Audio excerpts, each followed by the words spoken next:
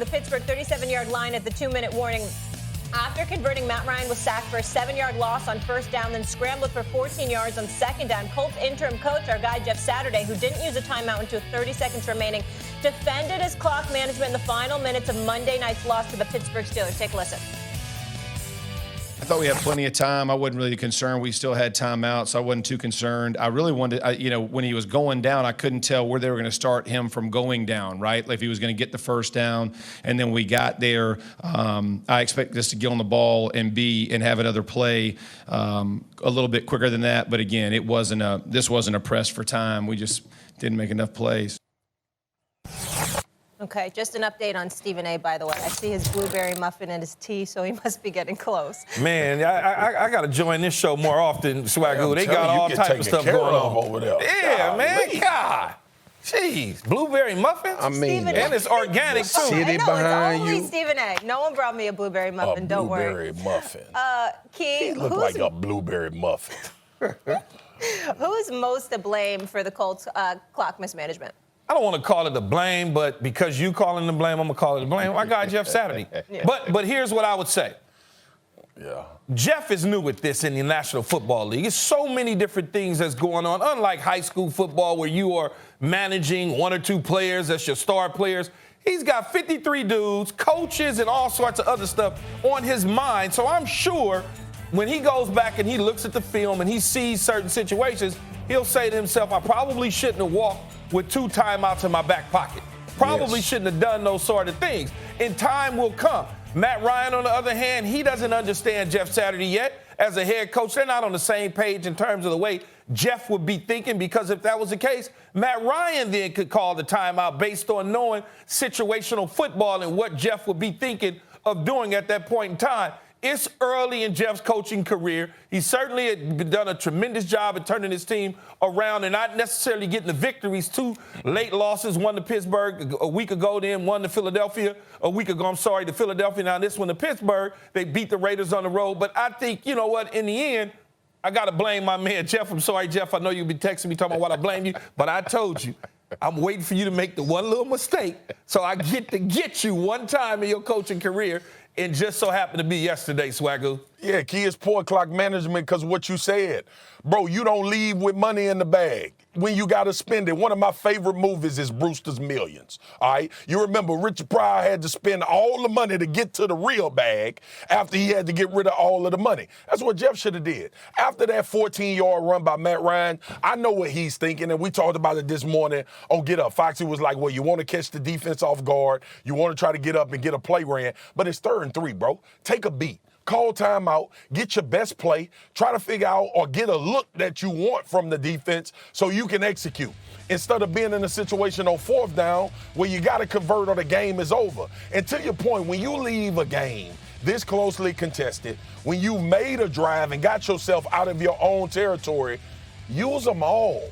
I would have been calling timeouts like they give you more based on how you use them. I would have been calling timeout if I was Jeff Saturday to give my team an opportunity to kind of recalibrate. The thing that I was disappointed in mostly is the play call, though, because everybody in the stadium knew Jonathan Taylor was getting the football on that 3rd and 3.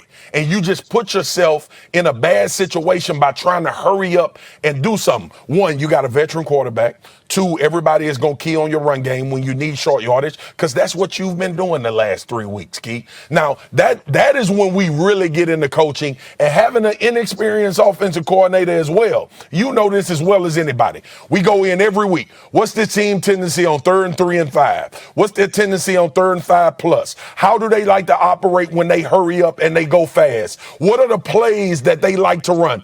Who is the head coach? Well, the head coach is the former center for 13 years for the Indianapolis Colts. What are they going to do on 3rd and 3? You fake a RPO with Matt Ryan. Matt Ryan ran 14 yards, and it looked like he got hit by a bus, and nobody touched him. So you know he's not keeping the ball. You know they're not going to take a chance to throw the football. They're giving it to Jonathan Taylor. And my man Highsmith on the end was like, look, man, let me get underneath this tight end and make this tackle and get these people in the 4th down. That's what I was frustrated with. Jeff made a great point in his post presser. He said, listen, I felt like we had enough time, which they did. They got all 4 plays off.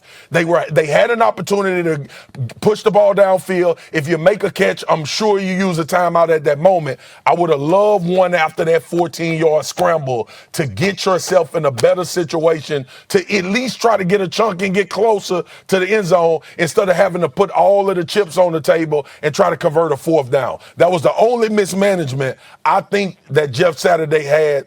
And if it's clock mismanagement, that's what the hell it was, because it should have been a timeout after that run, bro. And I think he'll be better for that, no question about it. When you make these type of mistakes as a young head coach, you tend to learn from them if you know anything about football at all. And I think Jeff knows a lot about it. And look, he'll learn from these mistakes. They'll go back to the film. He'll get with his staff. They'll talk about what next time if these things come up in situational football, how to address them. Okay.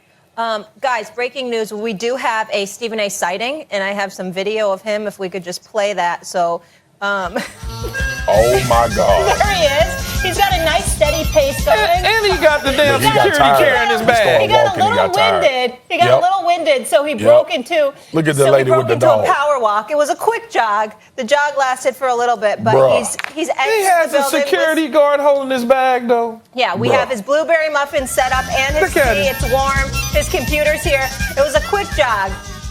Yeah. And look at now you're going to try to act cool. I love this. I want him to be so mad that we showed it. No, that is not what happened. He wasn't trying to act cool. He was winded. Oh, He had I a couple strides in. He had to catch his breath and regroup because he didn't want to be sweating like Playmaker on air. So Stephen A. is in the building, everybody. He will be here shortly. I'm so happy about this. We await his He gonna be there. He gonna be there shortly with a pulled hamstring and a torn calf muscle. Listen, that's what he gonna pull in on.